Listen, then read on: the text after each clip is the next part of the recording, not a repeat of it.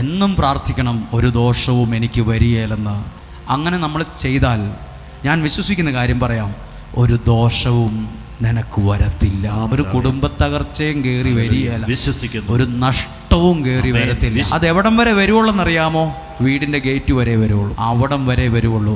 അകത്ത് കയറി ഇരിക്കില്ല. ഒരു ദോഷവും തലമുറകൾക്ക് വരില്ല. ആമേൻ.